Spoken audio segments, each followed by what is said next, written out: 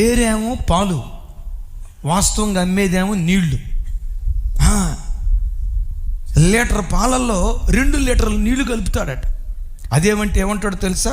అచ్చమైన గేదె పాలు ఇవి. ఆడు పాల వ్యాపారం. అద్భుతం ఏంటంటే, 1 క్యాన్ నిండా పాలు తీసుకొచ్చేవాడట, 2 ఖాళీ క్యాన్లు తీసుకొచ్చేవాడట. ఊరి ఎంట్రన్స్లో దీనిలో కొంత, దానిలో కొంత, 3 పావులు పోసి ఇక్కడ కొట్టు. అదేమంటే స్వచ్ఛమైన గేదె పాలు అంటూ ఉంటాడట.